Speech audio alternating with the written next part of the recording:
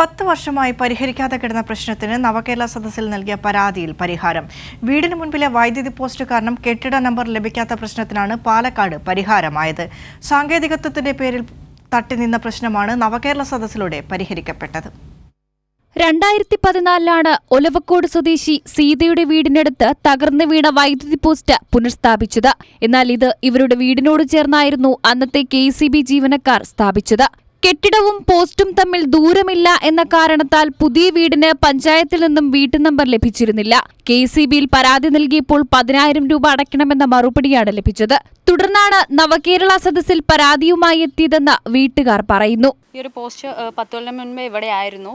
വണ്ടി ഇടിച്ച് ഇത് പകുതിക്ക് വെച്ച് മുറിഞ്ഞു പോയപ്പം അവർ KEBക്കാർ വന്ന് ഞങ്ങളിവിടെ താമസം മാറുന്നതിന് മുന്നേ തന്നെ അവർ ഇങ്ങോട്ടേക്ക് അത് മാറ്റി സ്ഥാപിച്ചു. അപ്പം പിന്നീട് അവർ ലൈന് വലിച്ചപ്പം ഈ മെയിൻ വയർ ഞങ്ങളുടെ ടെറസിൻ്റെ മേലെ കൂടെയാണ് പാസ് ചെയ്തത്.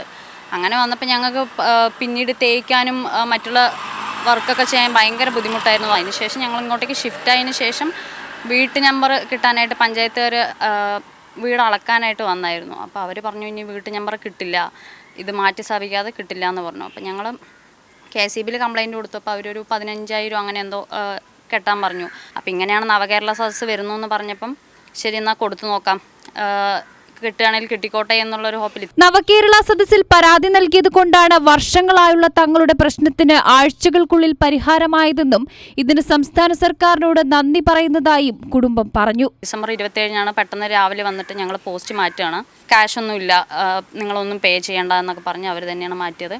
ഒരുപാട് കാലമായി, ഒരു 10 വർഷമായി ഞങ്ങൾ ഇതിന്റെ പുറകെ നടക്കാൻ തുടങ്ങിയിട്ട് ഒരുപാട് സന്തോഷമുണ്ട്. പരാതിയിൽ നടപടിയെടുത്ത KEB ദിവസങ്ങൾക്കുള്ളിൽ തന്നെ പോസ്റ്റ് പഴയ സ്ഥാനത്തേക്ക് മാറ്റി സ്ഥാപിച്ചു.